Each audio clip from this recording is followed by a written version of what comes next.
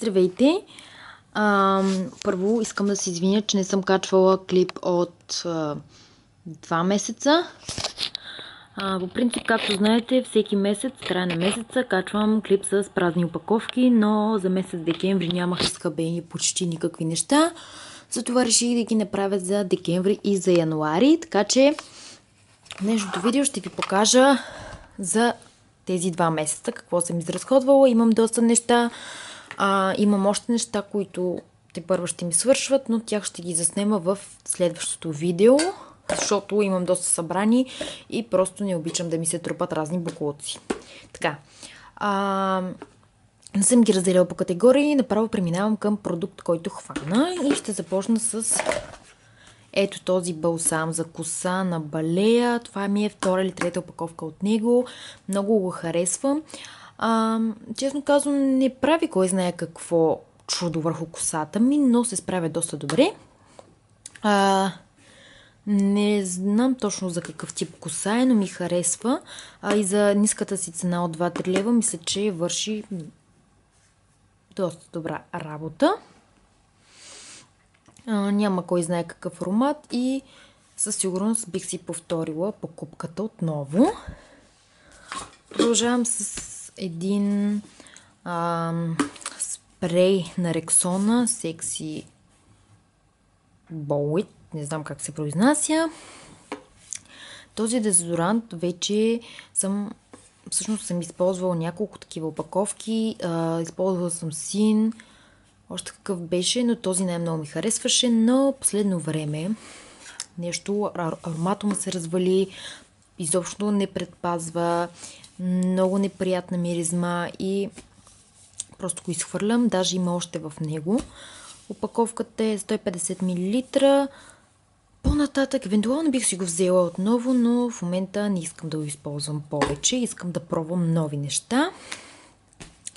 Продължавам с един парфюм на Никса. Не съм сигурна как се произнася. Ароматът му не беше лош. Малко силен е, но иначе не беше лош. Не беше и кой знае колко траен. Не беше и много скъп, така че не очаквах кой знае какво от него. Не бих си го закупила отново, но да. Продължавам с най-любимият ми дегримьор на Ривал. Не мисля, че аз съм го показвала и в други видеа. Това е най-уникалният продукт за премахване на грим. Премахва абсолютно всякакъв грим, водоустойчив. За каквото се сетите, премахва супер лесно водоустойчива спирала. Наистина невероятен продукт за супер ниската си цена от мисля, че 1 евро беше. Опаковката е от 100 мл и самия продукт е веган. Ето тук може да видите. Малко не може да фокусира, но съжалявам. Продуктът е двуфазен и просто наистина препоръчвам ви го с 2 ръце. Ако живеете в Германия, посетете магазин Розман и там ще го намерите. Доста често го пускат на промоция и наистина ви го препоръчвам. Дори да не ви хареса, мисля, че няма да загубите кой знае колко много за тази ефтина цена. Така че препоръчвам ви го с 2 ръце. Използвала съм доста различни продукти, но този просто остава номер 1 за мен. Продължавам с един душ гел на Avon Sense, който е честно да ви кажа, не ми хареса особено. Доста е гъст. Опаковката е 500 мл. Не мирише кой знае колко добре. Общо взето беше икономичен, но не бих си го купила отново, така че да. Продължавам с сухия шампуан на Велнея или, честно казвам, не бих го нарекла сух шампуан, защото за мен това е пълен боклук. Цената му беше 5 лева. Реших да го пробвам. Това беше първият сух шампуан, който използвам. Просто дадох му 1000 шанса по някакъв начин да се разберем, но нищо не се получава. Не ми харесва. Оставя бели следи върху косата ми. Много бързо я омазнява. Даже мисля, че от него получих едни люспи на главата, така нареченото себорея. Не съм сигурна дали е от него, но така си мисля. Просто наистина пълен боклук. Наполовина е пълен, но не бих си го взела отново. В момента използвам този на Батист и много повече ми харесва. Продължавам с един парфюм на Le Parfum, който е моят е D36. Сигурно сте запознати с този парфюм. Предлагаха го в Kaufland. Имаше много приятен аромат. Доста е траен всъщност. Този аромат ми е един от любимите. Много ми харесва как мирише. Както казах, доста е траен. За цената си от 25 лева мисля, че наистина е много добре. Препоръчвам ви го. Опаковката е 100 мл, но мисля, че си заслужава. Продължавам с едни ленти за лице на вид, които това са може би третата ми опаковка от такива ленти. Наистина това са единствените ленти, които ми харесват и които така наистина ми помагат. Вътре бяха 24 броя. Доста са икономични, използвах ги няколко месеца. Вярно, цената им е около 7-8 лева, но мисля, че си заслужават парите. В момента използвам едни на Елея, мисля, че беше, не съм сигурна, но които са пълен боклук, така че със сигурност бих се върнала към тези отново. Продължавам с един шампуан на Алкмене. Всъщност той ми беше подарък. Сега ще ви кажа. Шампуан за мазна коса с коприва. Както виждате, има още в самата опаковка. Не ми хареса, някакси не е моят тип шампуан. Не можахме да се разберем. Опаковката е 250 мл. Но не мога да кажа кой знае какво за него. Не ми хареса особено. Продават го в Лили, така че ако искате може да го пробвате. Не е кой знае колко скъп, така че вие си преценете. Аз ви казвам моето мнение. Продължавам с едни ленти за нос, които са на Beauty Formula, 6 броя. Използвам ги от няколко месеца. Ето така изглеждат отвътре. Вътре беше самата лентичка. Не съм кой знае колко впечатлена. Вършат работа до някъде. Не са и много скъпи. Мисля, че 4 лева бяха. Какво да ви кажа за него? По-нататък, евентуално не бих си ги закупила отново, но ще видим. Продължавам с един мой много любим парфюм на Avon Dreams, който даже има още малко. Ще си го доизхъби и ще го изхвърля. Мисля, че има доста луксозна опаковка. Много ми харесва. Ароматът е страхотен. Доста траен, наистина. Много приятно мирише. Всъщност не бих определила на какво. Малко е тежък, но наистина много ми харесва. И по-нататък ще си го взема отново. Един душ гел на Ифорше, който е с манго. Честно да ви кажа, не ми хареса особено. Изхабила съм половината от него. Паковката е 200 мл.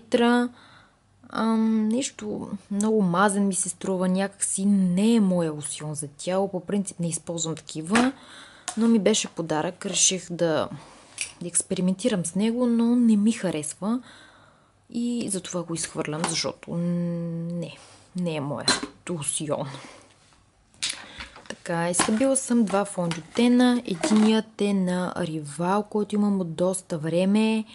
Номерът му е 04. Не фокусира, не знам защо. Опаковката е от 30 мл.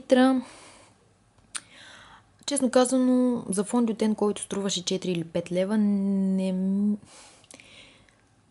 на 50, наполовина бях доволна, наполовина не. Има отвратителен аромат. Това е едното нещо, което не ми харесваше. Седеше много, доста е плътен всъщност. Покривен, извинявам се, плътен. Малко ми беше тъмен, но вече наистина го изхвърлям, защото е доста време и не ми харесва особено. Не бих го взела отново и това е един от любимите ми фондютейни на Maybelline Dream Saint Liquid в... Не съм сигурна кой намерим, се, че беше 14. Фондютена много ми харесва. Не кой знае колко покривен, но стои доста естествено върху лицето. Скоро не знам дали ще си го купя отново, но по-нататък евентуално бих могла. Не беше лош и беше някъде около 16 лева, мисля, че. Но искам да изпробвам други фондютени, които съм си харесала. И останаха малко неща. Изхабила съм една спирала на Essence I Love Extreme, която е синята. Честно казано, не беше лоша. В момента няма да мога да ви отворя, за да ви покажа четката. Гъста беше четката. Така доста обем придаваше на миглите, но нещо много бързо се сгъсти и просто не знам. Иначе не беше лоша и кой знае какво. Използвала съм и по-добри спирали. Изхабила съм един гланц за устни на P2, който беше в... Не помня кой номер. Хареса ми, но не бих си го взела отново, така че... Да. Изхабих една очна линия. Това може би е първата ми любима очна линия на реверс. Така, доста бях скептично настроена към тази очна линия, защото струваше само 2 или 3 лева, но реших да я пробвам, защото дори да не ми хареса, не мисля, че ще загубя нещо. Сега ще ви покажа четката й. Ако мога да я отворя. Ето така изглежда четката. По принцип харесвам такива очни линии, които са с точно такива четки. Доста издръжлива, между другото. Не е водоустойчива, но наистина ми хареса и бих си я взела отново, честно казано. И за толкова малко пари, мисля, че не може да искаме кой знае колко.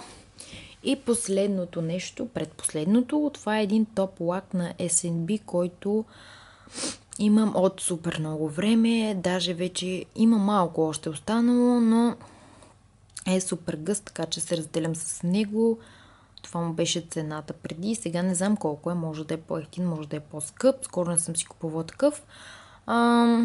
Това е което мога да кажа за него. Нищо особено. И последното нещо. Всъщност са тези две малки четки, които не бих казала, че ще ги използвам. Дори не знам как са се озовали при мен. Просто си разчиствах козметиката и ги видях и просто реших, че няма да използвам точно такива четки, затова ги изхвърлям. И да. Това бяха моите празни опаковки. Надявам се да съм ви била полезна, да ви е било интересно. Ако имате някакви въпроси, ще се радвам да ги споделите в коментарите. Ако искате да заснема някакво видео на някаква тема, може да ми пишете отдолу. И аз ще гледам да го заснема, възможно най-скоро. Това е от мен. До скоро!